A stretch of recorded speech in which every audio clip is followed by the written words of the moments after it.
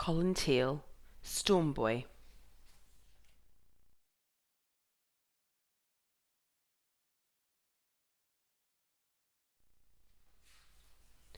Storm Boy. Story by Colin Teal. Drawings by Robert Ingpen. Storm Boy lived between the Coorong and the sea.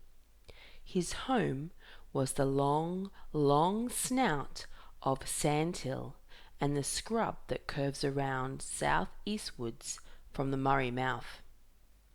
A wild strip it is, windswept and tusky, with the flat, shallow water of the South Australian Coorong on one side and the endless slam of the Southern Ocean on the other.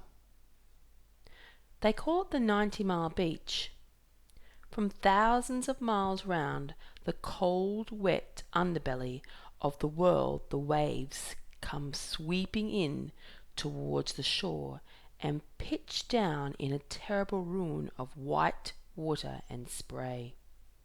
All day and all night they tumble and thunder, and when the wind rises it whips the sand up the beach, and the white spray darts and wreaths in the air like snakes of salt. Storm Boy lived with Hideaway Tom, his father. Their home was a rough little humpy made of wood and brush and flattened sheets of iron from old tins. It had a dirt floor, two blurry bits of glass for windows, and a little crooked chimney made of stove pipes and wire. It was hot in summer and cold in winter, and it shivered when the great storms bent the sedges and shrieked through the bushes outside. But Storm Boy was happy there. Hideaway was a quiet, lonely man. Years before, when Storm Boy's mother had died, he had left Adelaide and gone to live like a hermit by the sea. People looked down their noses when they heard about it, and called him a beachcomber. They said that it was a bad thing to take a 4-year-old boy to such a wild, lonely place. But Storm Boy and his father didn't mind. They were happy. People seldom saw Hideaway or Storm Boy. Now and then they sailed up the Coorong in their little boat past the strange wild inlet of the Murray mouth, past the islands and the reedy fringes of the freshwater shore, past the pelicans and the ibises and the tall white cranes, to the little town with a name like a water bird's cry, Coola. There Storm Boy's father bought boxes and tins of food, coils of rope and fishing lines, new shirts and sandals, kerosene for the lamp, and lots of other packages and parcels until the little boat was loaded up like a junk. People in the street looked at them wonderingly and nudged each other. "There's Tom," they'd say, "the beachcomber from down the coast. He's come out of his hideaway for a change." And so, by and by, they just nicknamed him Hideaway, and nobody even remembered his real name. Storm Boy got his name in a different way. One day, some campers came through the scrub to the far side of the Coorong. They carried a boat down to the water and crossed over to the ocean beach. But a dark storm came towering in from the west during the day, heaving and boiling over Kangaroo Island and Cape Jervis, past Granite Island, the Bluff, Point Elliot, until it swept down towards them with lightning and black rain. The campers ran back over the sandhills, through the flying cloud and the gloom. Suddenly, one of them stopped and pointed through a break in the rain and the mist. "Great Scott! Look! Look!" A boy was wandering down the beach all alone. He was as calm and happy as you please, stopping every now and then to pick up shells or to talk to a mollyhawk standing forlornly on the wet sand with his wings folded and his head pointing into the rising wind. "He must be lost!" cried the camper. "Quick! Take my things down to the boat." But when he turned around, the boy had gone. They couldn't find him anywhere. The campers rushed off through the storm and raised an alarm as soon as they could get back to town. "Quick! There's a little boy lost way down the beach," they cried. "Hurry, or we'll be too late to save him." But the postmaster at Kluwa smiled. "No need to worry," he said. "That's Hideaway's little chap. He's your boy in the storm." And from then on, everyone called him Storm Boy. The only other man who lived anywhere near them was Fingerbone Bill, the Aboriginal. He was a wiry, wizened man with a flash of white teeth and a jolly black face as screwed up and as scrinkly as an old boot. He had a humpy by the shore of the Coorong, about a mile away. Fingerbone knew more about things than anyone Storm Boy had ever known. He could point out fish in the water and birds in the sky, when even Hideaway couldn't see a thing. He knew all the signs of the wind and the weather in the clouds and the sea, and he could read all the strange writing on the sandhills and the beaches, the scribbly stories made by beetles and mice and bandicoots and anteaters and crabs and birds' toes and mysterious sliding bellies in the night. Before long, Storm Boy had learnt enough to fill 100 books. In his humpy, Fingerbone kept a disorganized collection of iron hooks, wire netting, driftwood, leather, bits of brass, boat oars, tin, rope, torn shirts, and an old blunderbuss. He was very proud of the blunderbuss because it still worked. It was a muzzle loader. Fingerbone would put a charge of gunpowder into it, and then he'd ram anything at all down the barrel and fix it there with a wad. Once he found a big glass marble and blew it clean through a wooden box, just to prove that the blunderbuss worked. But the only time Storm Boy ever saw Fingerbone kill anything with was when a tiger snake came sliding through the grass to the shore like a thin stream of black glass barred with red-hot coals. As it slid over the water towards his boat, Fingerbone grabbed his blunderbuss and blew the snake to pieces. "Number 1 bad fella, Tiger Snake," he said. "Kill 'em dead." Storm Boy never forgot. For days afterwards, every stick he saw melted slowly into the black glass and slid away.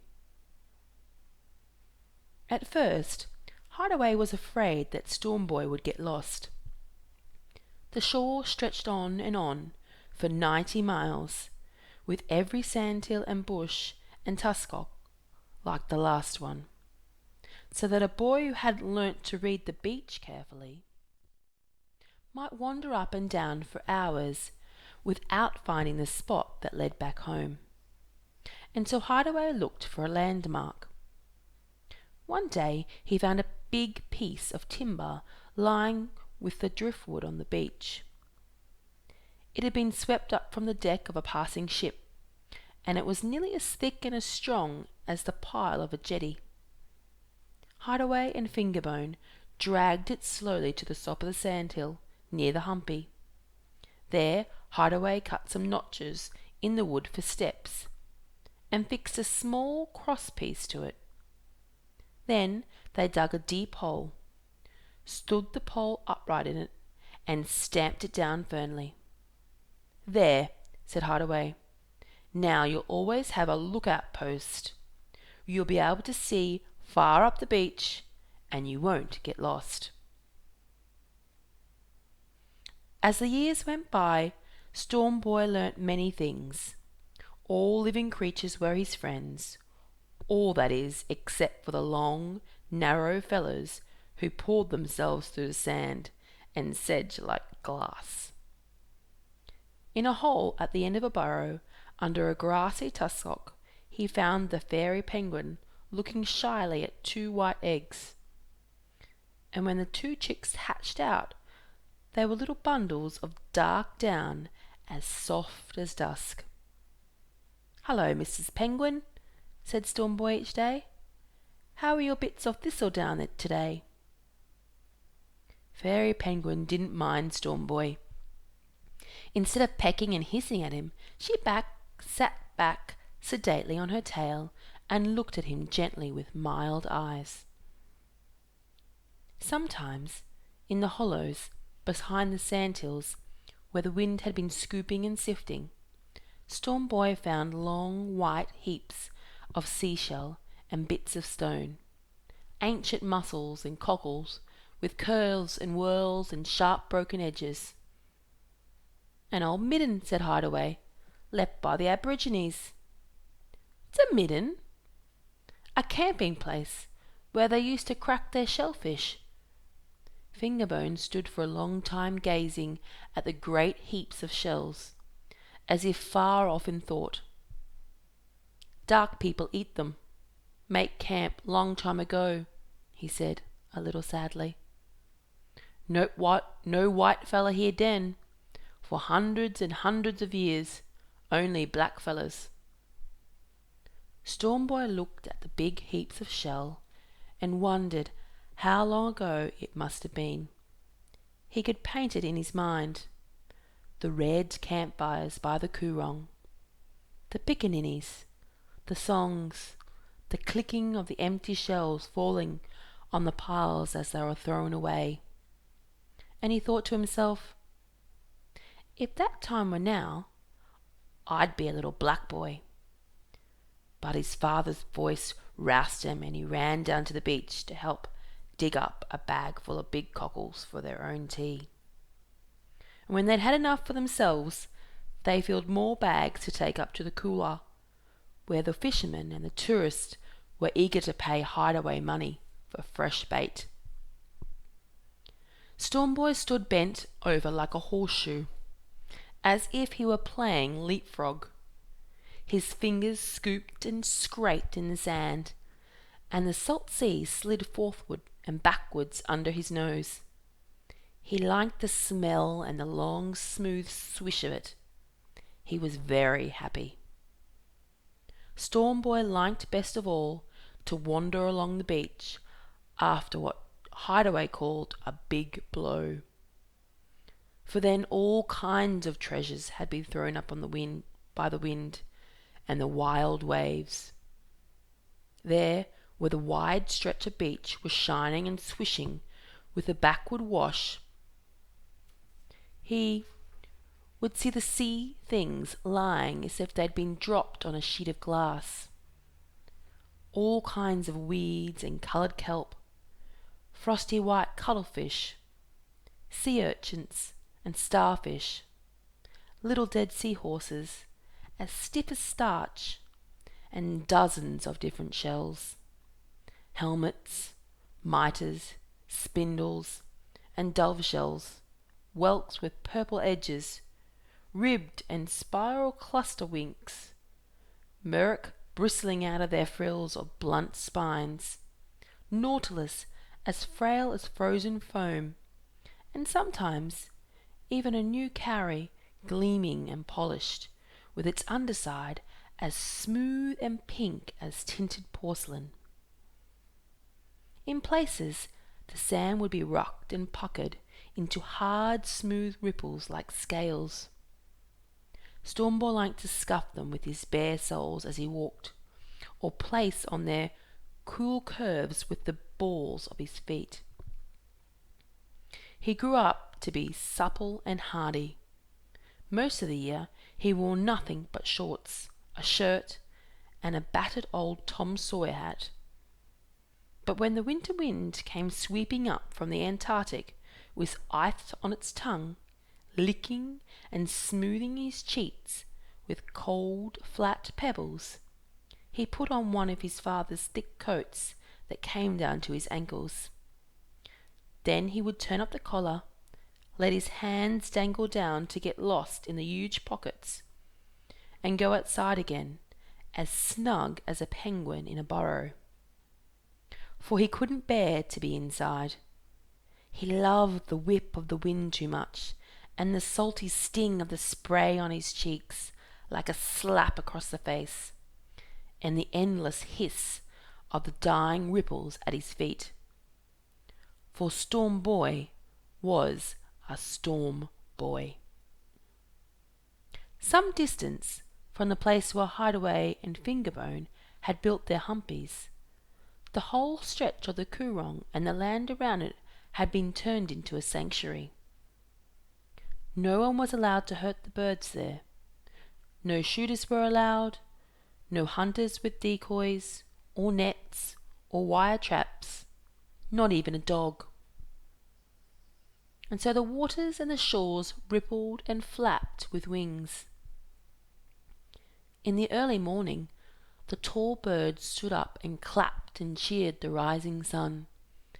Everywhere there was a sound of the bathing, happy, splashing and southing and swishing. It sounded as if the water had turned into a bathroom 5 miles long, with thousands of busy fellows gargling and gurgling, blowing bubbles together. Some were above the water, some were on it, and some were under it. A few were halfway on it and halfway under. Some were just diving into it, and some just climbing out of it. Some who wanted to fly were starting to take off, running across the water with the big flat feet, flapping their wings furiously, and pedaling with all their might.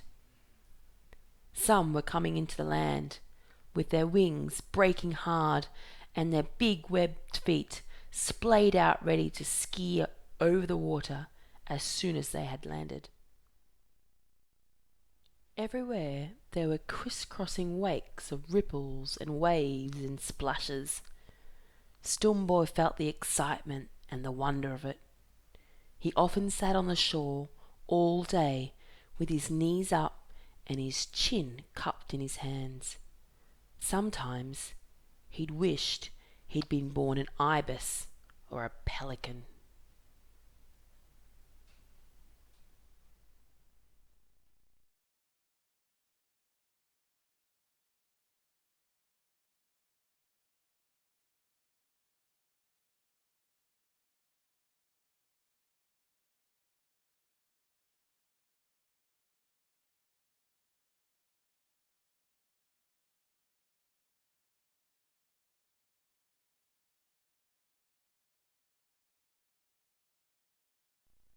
But sometimes Storm Boy saw things that made him sad.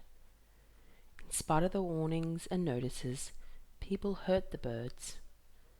In the open season, shooters came chasing wounded ducks up the Coorong. Some sneaked into the sanctuary during the night, shot the birds at daybreak, and crept out again quickly and sneakily. Visitors went trampling about, kicking the nests and breaking the eggs. And some men with rifles, who called themselves sportsmen, when unable to find anything else to shoot at, bet one another that they could hit an egret or a moorhen or a heron standing innocently by the shore. And so they used the birds for target practice. And when they hit one, they laughed and said, "Good shot," and then walked off, leaving it lying dead, with the wind ruffling its feathers. Sometimes, if it wasn't too far away, they walked up to it, turned it over with their feet, and then just left it lying there on its back. When Storm Boy ran back to tell his father about it, Hideaway muttered angrily, and Fingerbone slapped his loaded blunderbuss and said, "By Jiminy, I'll fill 'em with salt next time. If dem damn fellas come back, boom, I'll put salt on their tails." When Storm Boy laughed at that, Fingerbone flashed his white teeth and winked at Hideaway. Neither of them liked seeing Storm Boy looking sad. When Storm Boy went walking along the beach, or over the sandhills, or in the sanctuary, the birds were not afraid. They knew he was a friend. The pelicans sat in a row, like a lot of important old men, with their heavy paunches sagging, and rattled their beaks dryly in greeting. The moorhens fussed and chattered. The ibises cut the air into strips as they jerked their curved beaks up and down, and the blue crane stood in silent dignity like a tall, thin statue as Storm Boy went past. One morning, Storm Boy found everything in an uproar and confusion. 3 or 4 young men had gone into the sanctuary. They'd found some pelican nests, wide and rough nests of stick, grass, and the pelican feathers as big as turkey quills. And they'd killed 2 of the big birds nesting there. After that, they'd scattered everything wildly with their boots, kicking and shouting and picking up the white eggs and throwing them about until they were all broken. Then they'd gone off laughing. Storm Boy crept forward in fear and anger. From behind a tuskock he looked around sadly at the ruin and destruction. Then, just as he was about to run back to tell Fingerbone to fill his blunderbuss with salt, he heard a faint rustling and crying, and there, under the sticks and grass of broken nests, were 3 tiny pelicans, still alive. Storm Boy picked them up carefully and hurried back to Hideaway with them. 2 of the baby pelicans were fairly strong, but the 3rd was desperately sick. He was bruised and hurt and helpless. He was so weak that he couldn't even hold up his head to be fed. He just let it drop back flat on the ground as soon as Storm Boy or Hideaway let go of it. "I don't think he'll live," said Hideaway. "He's too small and sick." Even old Fingerbone shook his head. "Dem bad fellas kill big pelican. Don't think little fella stay alive now." "He mustn't die," Storm Boy said desperately. "He mustn't. He mustn't."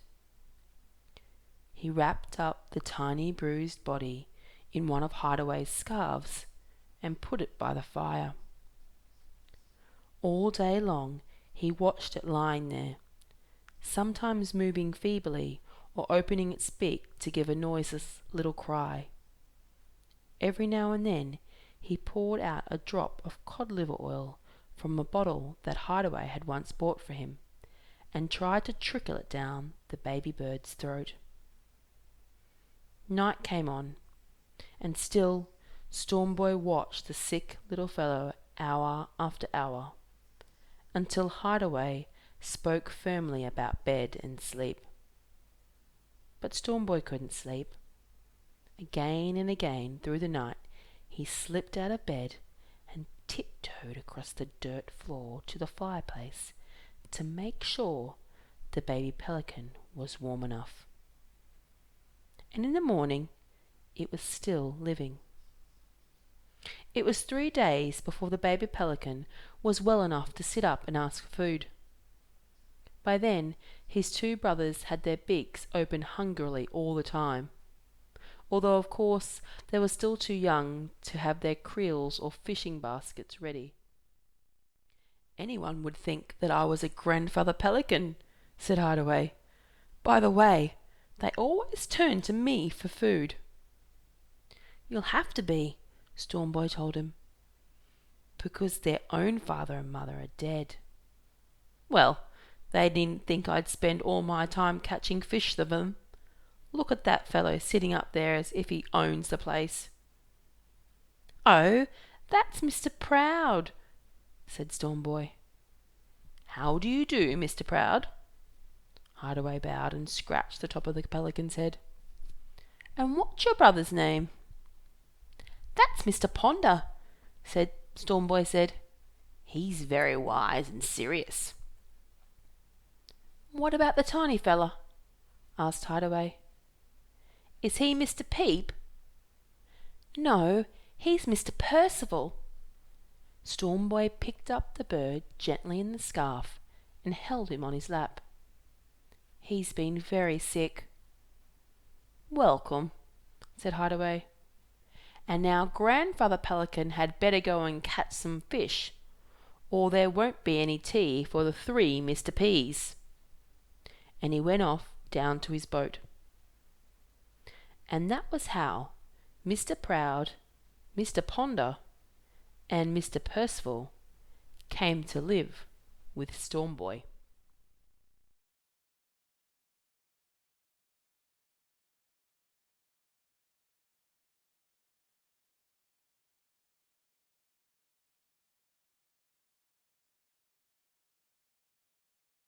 Before long, the 3 pelicans were big and strong.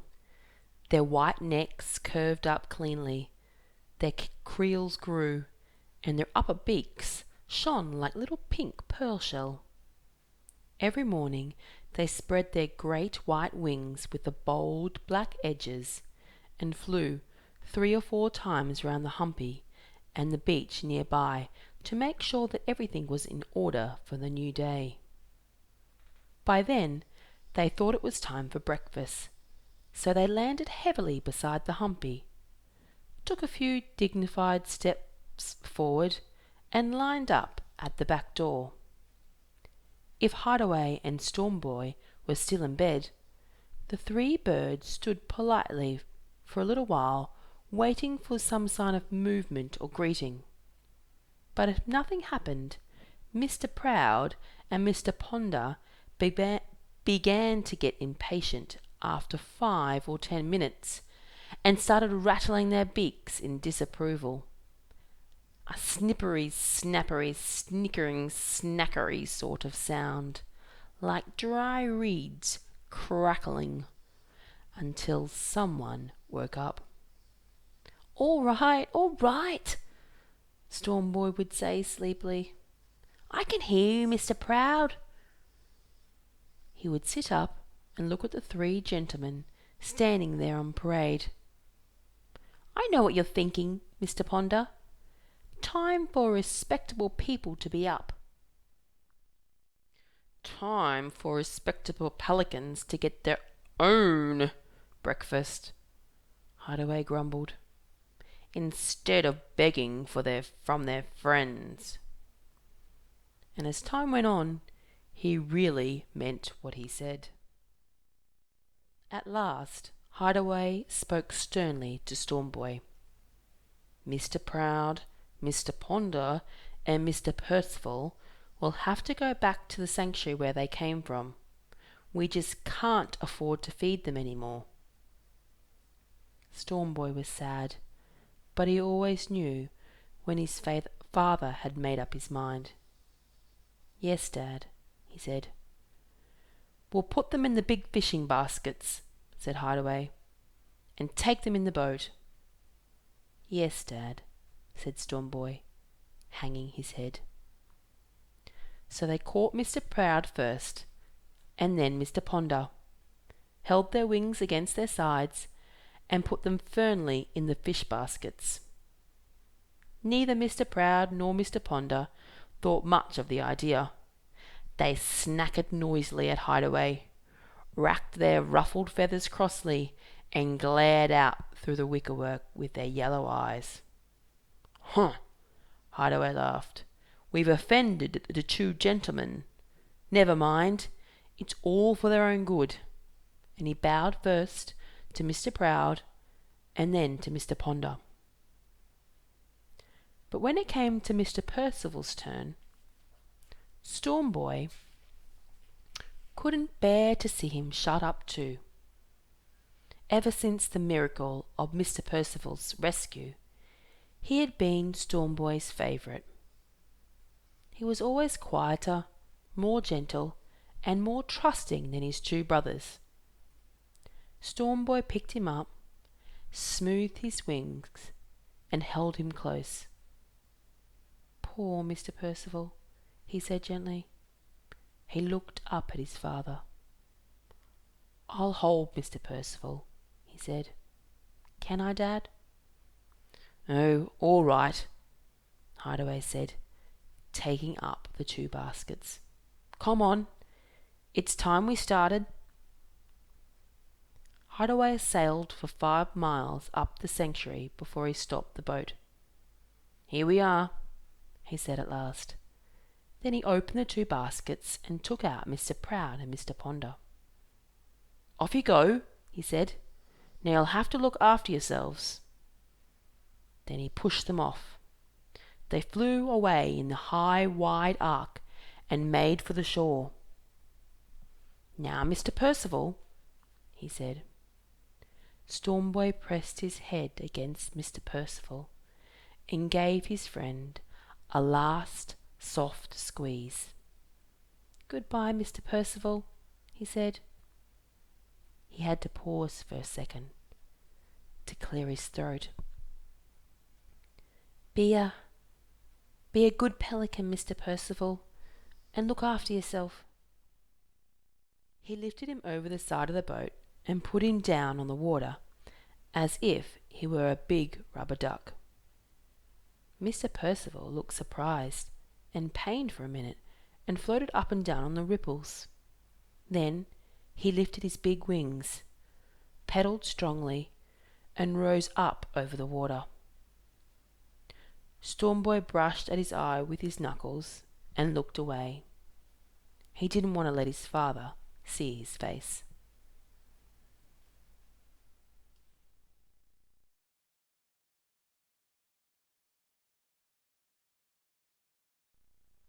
Hideaway and Stormboy spent the day fishing. It was fine and sunny, but somehow it seemed cold. Most of the time they just sat in the bobbing boat without talking. But Stormboy knew that his father knew what he was thinking. Sometimes Hideaway looked at him strangely, and once he even cleared his throat carefully, gazed out across the water, and said in an unhappy gay voice, "Well, I wonder how the 3 Mr. P's are feeling. As happy as Larry, I bet." He looked rather miserably at Stormboy and went on with his fishing. "Yes, I bet," Stormboy said, and he also went on sadly with his fishing. Towards the evening they packed up and set off home. The sun was flinging a million golden mirrors in a lane across the water. It glowed on the bare patches of the sandhills, and lit up the brushes and tussocs till every stem and twig shone with rosy fire. The little boat came gliding into the shore through the chuckle of ripples. Suddenly Stormboy looked up. "Look, Dad, look!" he shouted. Hideaway beached the boat and looked up to where Stormboy was pointing. "What?" "Look! Look!" cried Stormboy. High against the sky on the big sandhill stood the big lookout post that Hideaway and Fingerbone had put up years before. And right on top of the post was a big shape.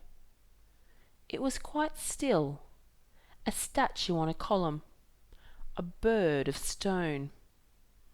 Then, as if hearing Stormboy's startled voice, it suddenly spread out 2 big wings and launched itself into the air.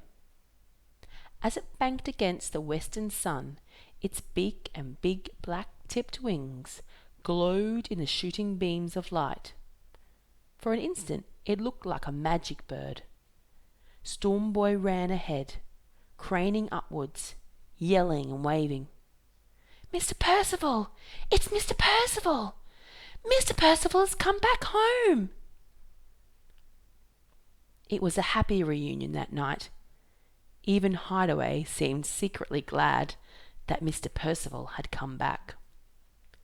"Yes, I suppose he can stay," he said, "as long as Mr. Proud and Mr. Ponder don't come back too. One pelican's appetite is bad enough. We can't cope with 3. And although Storm Boy loved Mr. Proud and Mr. Ponder too, he found himself hoping very much that they would stay away. And they did. As the days went by, they sometimes swept overhead, or even landed on the beach for a while. But in the end, they always returned to the sanctuary. But not Mr. Percival.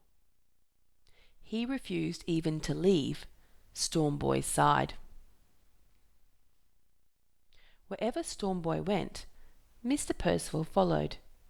If he collected shells along the beach, Mr. Percival went with him, either waddling importantly along at his heels, or flying slowly above him in wide circles.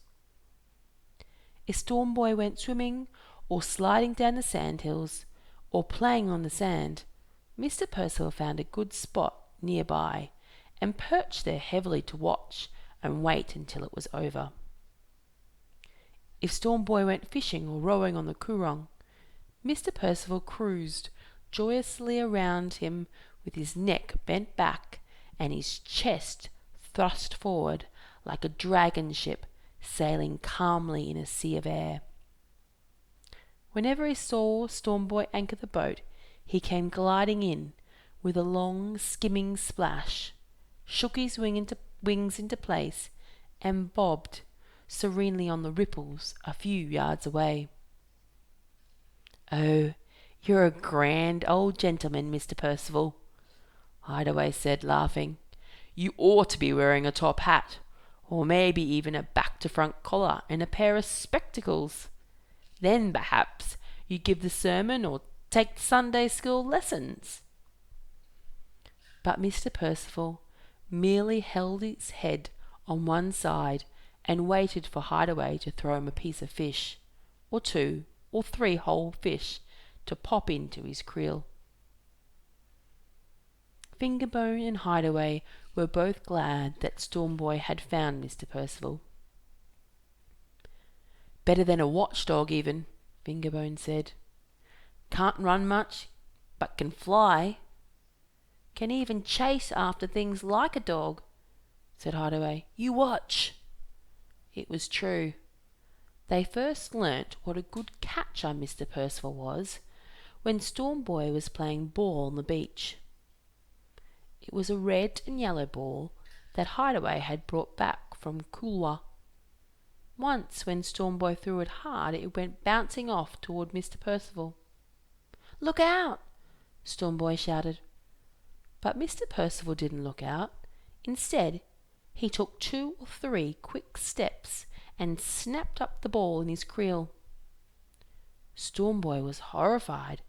He rushed up to Mr. Percival, panting. "You can't eat a ball," he yelled. "It's rubber. It's not fish. Don't swallow it. You'll choke." Mr. Percival listened to him very seriously for a minute, with his head held a bit more to one side than usual, and his big beak parted in a sly smile. Then he stepped forward and dropped the ball at Storm Boy's feet, just like a retriever. After that, Storm Boy often had fun on the beach with Mr. Percival. Whenever he threw the ball, or a smooth pebble, or a sea urchin, or an old fishing reel, Mr. Percival snapped it up and brought it back. Sometimes he threw things into the water. Mr. Percival watched carefully with his bright eyes. Then he flew out, landed on the right spot, and fished the prize out of the water. Then Storm Boy would laugh and clap his hands, and rub his fingers up and down the back of Mr. Percival's neck. Mr. Percival always liked this very much. The only thing he liked better was a good meal of fish. One day, as Hideaway was watching them play, he had an idea. "If he can bring things back to you, perhaps he can carry things away too," he said. He gave Mr. Percival a sinker and a bit of fishing line. "Now take it, Storm Boy," he said. "That's a fella." At first, Mr. Percival didn't understand, but at last, after many tries, he dropped the sinker at Storm Boy's feet. Both Hideaway and Storm Boy clapped and rubbed the back of Mr. Percival's neck and gave him a piece of fish. Mr. Percival looked very pleased and proud. After that, Hideaway asked Storm Boy to stand out in the shallow water, and they played the game again. Before long, Mr. Percival could take a sinker and a small fishing line, fly out to Storm Boy, and drop it beside him. But he always expected a piece of fish after each try. They played the game for many weeks, sometimes with Storm Boy in the water, and sometimes with Hideaway, until Mr. Percival could carry a fishing line and drop it into the sea without any trouble.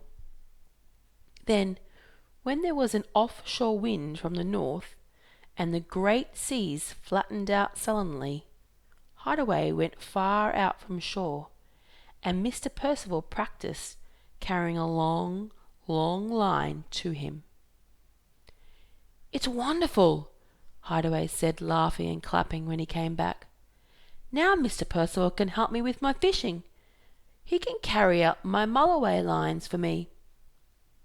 He scratched Mr. Percival's neck and gave him an extra piece of fish. "Mr. Percival, you're as clever as a Chinese fishing bird," he said, and then he laughed, and so did Storm Boy.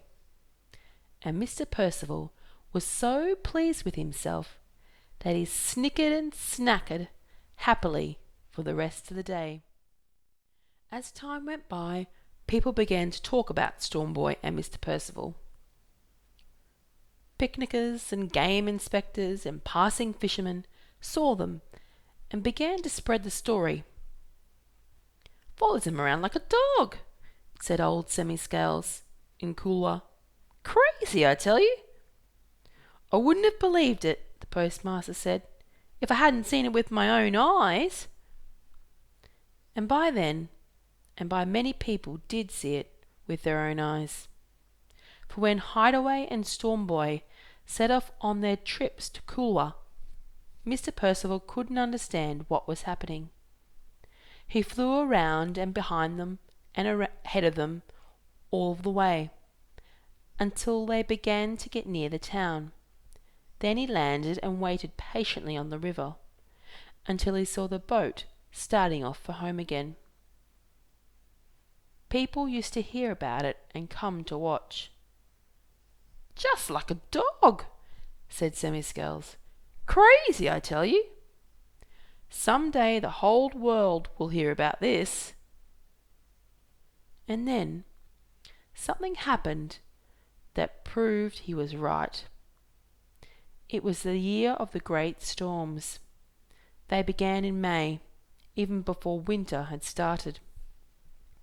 Shrieking and raging out of the south, the Antarctic winds seemed to have lost themselves and came up howling in a frenzy to find the way.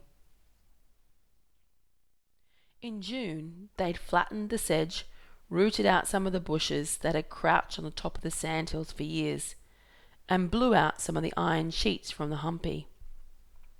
Hideaway tied the wires to the walls and weighed down the roof with driftwood and stones. In July, the winds lost their senses. 3 great storms swept out of the south. The third one was so terrible that it gathered up the sea in the mountains, smashed it into foam, and hurled it against the shore. The waves came in like rolling railway embankments right up to the sandhills where Hideaway and Stormboy lived. They lashed and tore at them as if they wanted to carry them away. The bubyalla bushes bent and broke. The humpy shivered and shook. Even Mr. Percival had to go right inside, or risk being blown away. As night came on, Hideaway battened up the doorway and spread extra clothing on the bunks. "Better sleep now if you can," he said to Stormboy. "By morning, the humpy might be blowing along the other side of the Coorong." In the darkness of early morning, Stormboy suddenly woke, with Hideaway's voice in his ears. "Quick, Stormboy," he said. Stormboy jumped up. "Is the humpy blowing away?" "No, it's a wreck," Hideaway said. "A shipwreck on the shore." Stormboy put on two of his father's coats and followed him out to the top of the sandhill. Daybreak was coming, like a milky stain in the east, but the world in front was just a white roar. Hideaway put his mouth close to Stormboy's ears and pointed. "Look!" he yelled. "Out there!" Stormboy looked hard. There was a black shape in the white. Fingerbone was standing on the top of the sandhill, holding on to the lookout post. "Tugboat!" he shouted. "Aground!" yelled Hideaway. Fingerbone nodded. "Storm too wild!" he bellowed. "Poor fellows on tugboat!" He shook his head. "Poor fellows!"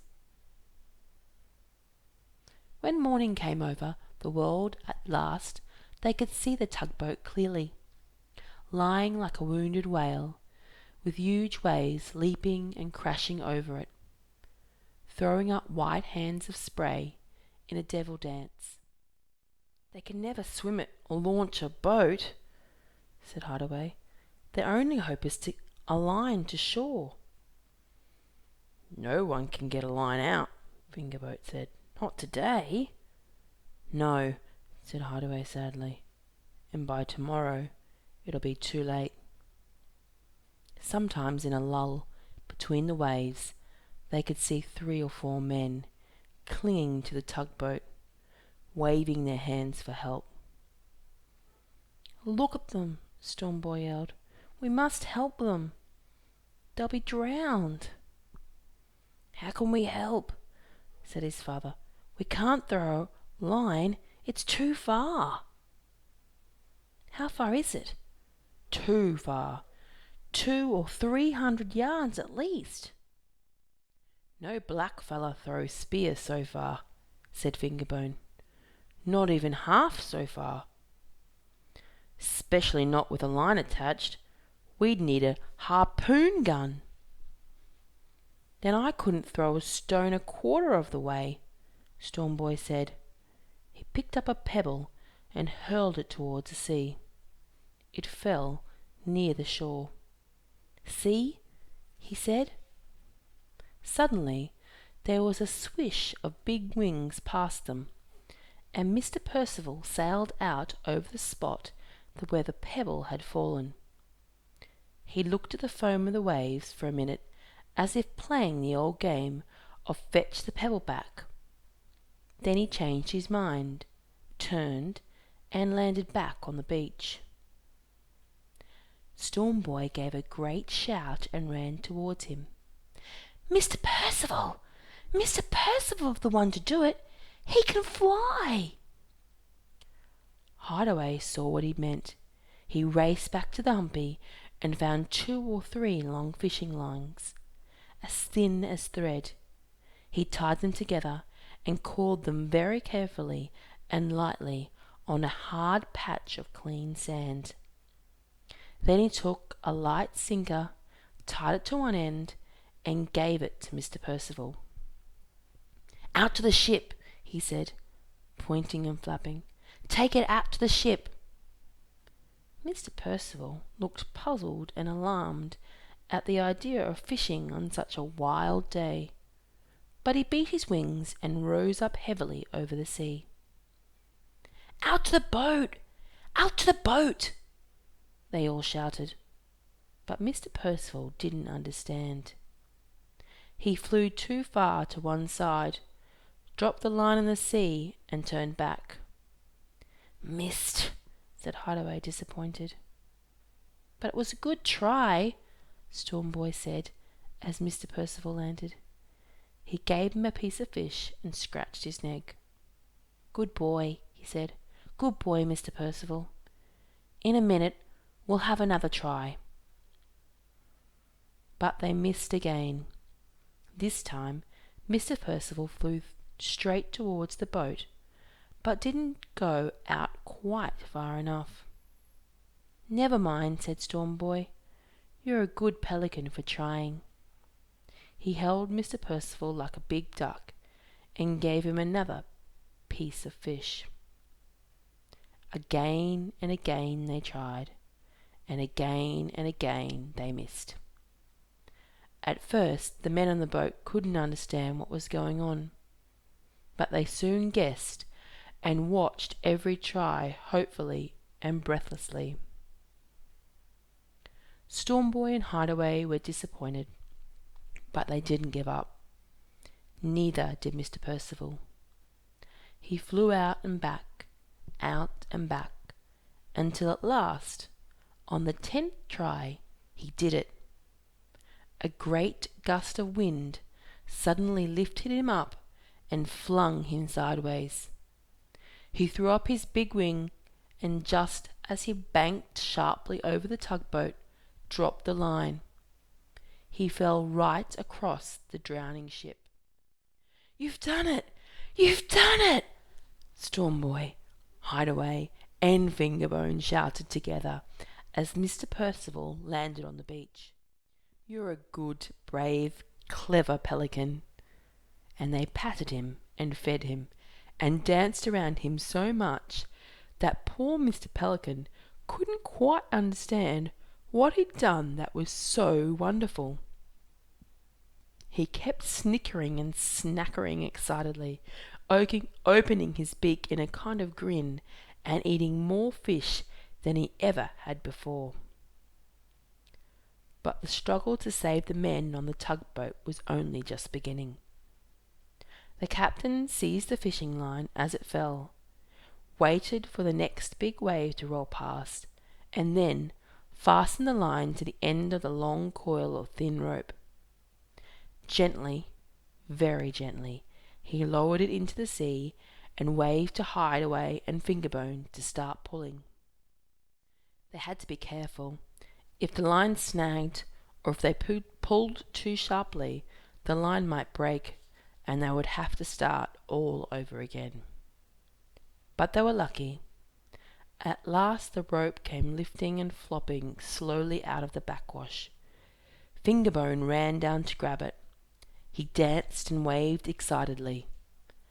Now the captain of the tugboat tied a heavy line to the thin rope, and the crew kept paying them out together, holding on desperately as the big waves and spray kept smashing over their ship. Before long, Storm Boy, Fingerbone, and Hideaway had hauled the end of the big rope ashore. Then they dragged it quickly up the sandhills to the lookout post, where Hideaway wound it firmly round and round the butt. Meanwhile, the crew had fastened their end and had hitched a rough kind of Bunsen chair to the rope. A man lashed himself in and signalled to Hideaway to start pulling on the thin rope. The rescue was ready to start. The sea sprang and snatched at the man on the rope like a beast with white teeth. Sometimes, where the rope sagged lowest, the waves swept him right under. Storm Boy could feel the shock and the shudder of the line as the water thundered around it. But the man managed to snatch a breath between the waves, and he always rose up safely again on the rope. Hideaway and Fingerbone pulled until their feet dug deep into the sand, and the muscles that stood out on their arms looked like the rope they were pulling. And so at last they were able to haul the man through the thud and the tug of the sea to the shore, where he unfastened himself and dropped down onto the sand of the beach. He was shivering and exhausted, but he was safe. Stormboy ran down to help him up to the humpy. Meanwhile, the rest of the crew had hauled the rough Bunsen's chair back to the ship, and another man was ready to be pulled ashore. After him came a third, who staggered feebly up the beach. "Hurry," he said. "The boat's breaking up, and there's still 3 men on board." Hideaway's forehead was wet, and Fingerbone puffed as they dug their feet in the sand and hauled. "Hurry!" they kept panting. "The boat's breaking up." At last they had 5 men safely on shore, and there was only the captain to come. Then he, too, left the ship, and they hauled again. He was a big man who weighed down the rope, and Hideaway and Fingerbone were almost exhausted. Suddenly the rope grew taut, shuddered, and slackened. "Quick!" Hideaway cried. "She's shifting." Stormboy seized the pulling rope and hauled. "Hurry!" yelled the captain. "She's going!" 1 or 2 of the crewmen who could still walk grabbed the line and helped to pull. Between them, they all slowly hauled the captain ashore and dragged him, pale and half drowned, onto the beach. "Saved," he kept saying weakly. "Saved by a miracle and a pelican." Hideaway and Stormboy kept the captain and his 5 crewmen in the humpy for a day. They gave them hot food and dried out their clothes.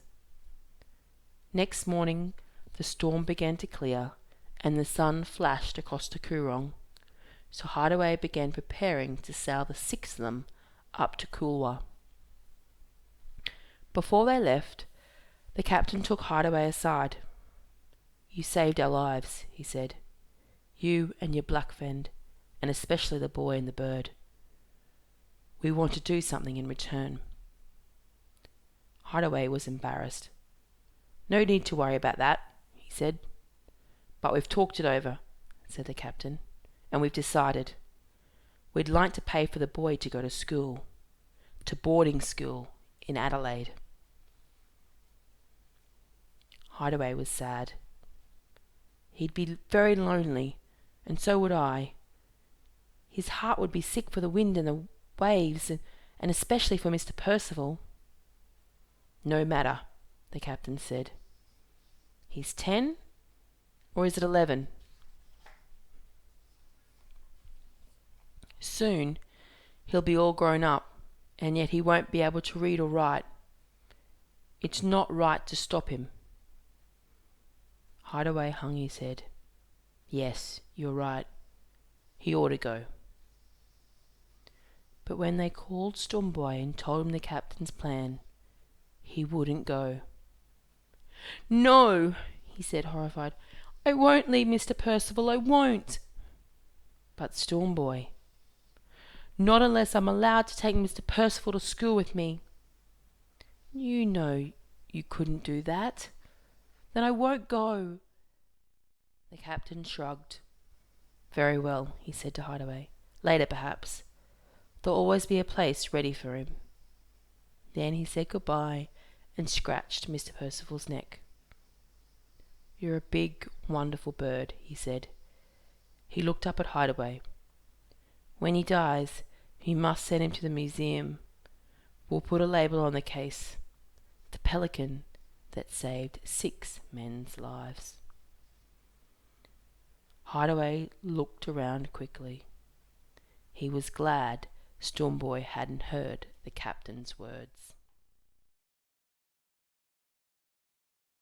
For the rest of the year, everyone was happy.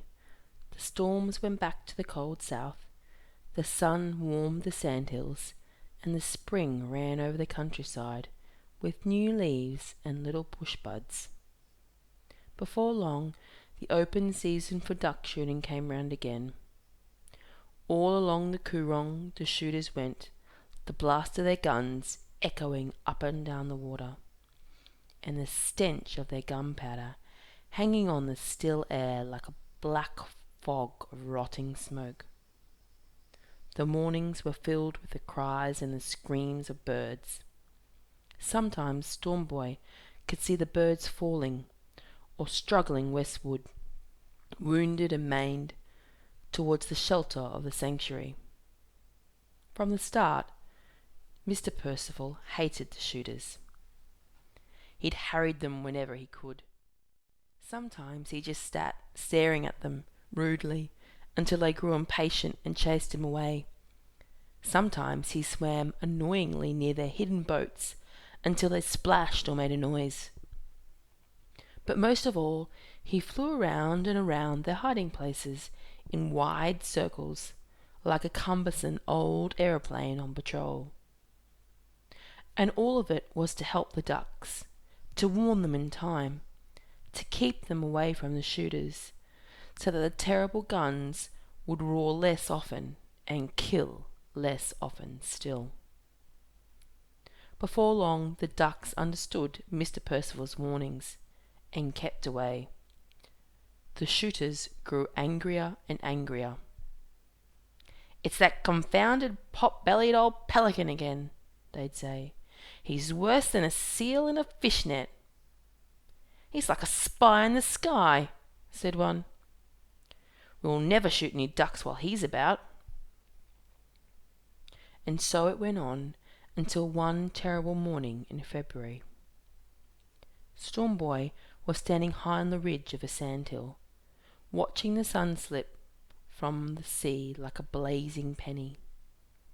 He turned to look inland, and there behind a bending boobia bush near the Coorong he saw two shooters crouching. They were very still, waiting for 6 ducks out on the water to swim a little nearer.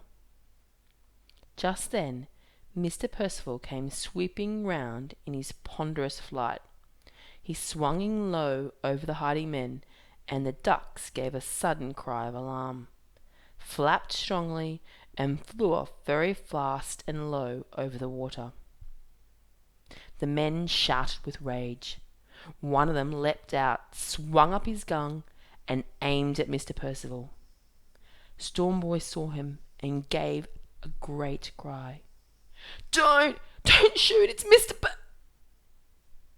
His voice was drowned by the roar of the gun. Mr. Percival seemed to shudder in flight, as if he'd flown into a wall of glass. Then he started to fall, heavily and awkwardly, to the ground.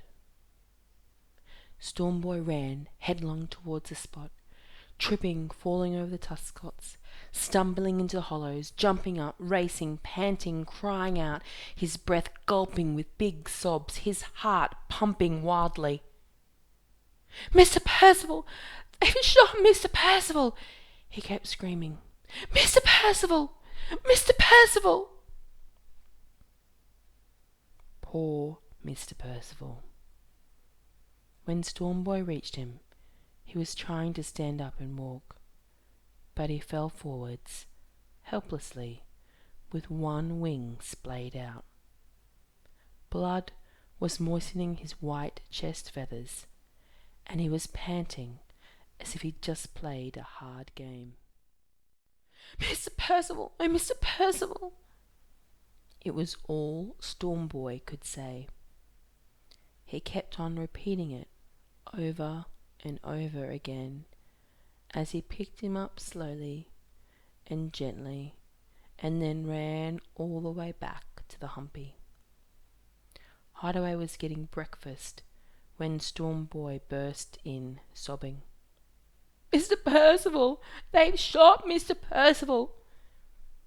Hideaway sprung around, startled, threw down the spoon he was using, and ran out to find the shooters. But they'd already gone. Ashamed and afraid, they'd quickly crossed to the other side of the coorong and driven off. Hideaway came back angrily. Then he took Mr. Percival gently from Storeboy and examined him, wiped his chest, and straightened the shattered feathers of his wing. Mr. Percival smacked his beak weakly and panted rapidly. "Will he? Will Mr. Percival be all right?" Stormboy could hardly get the words out. Hideaway handed the wound back to him silently and looked out through the doorway towards the fast track where the shooters had disappeared. He couldn't bring himself to say anything. All day long, Stormboy held Mr. Percival in his arms.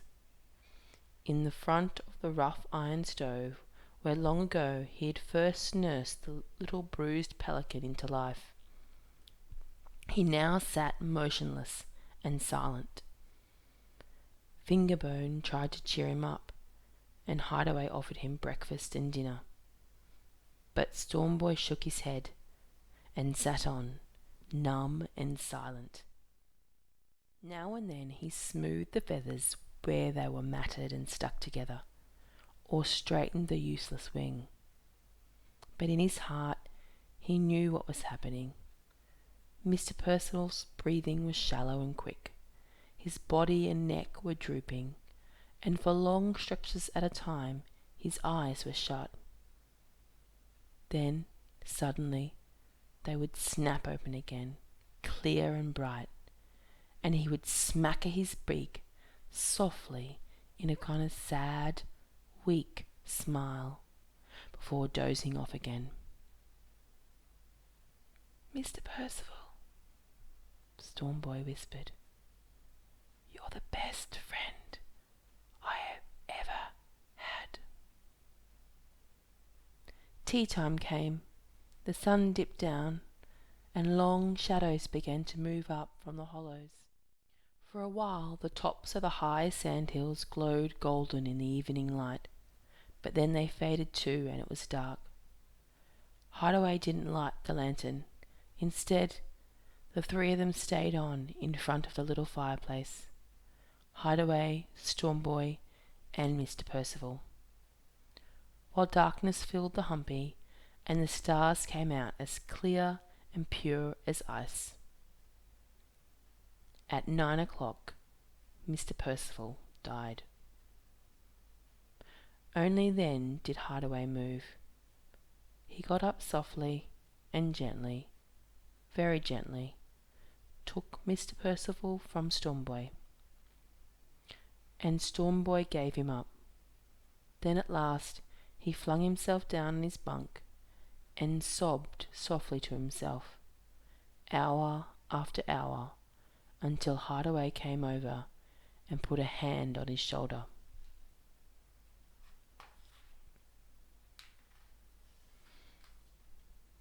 "It's right that you should cry for Mr. Percival for a while," he said kindly and firmly.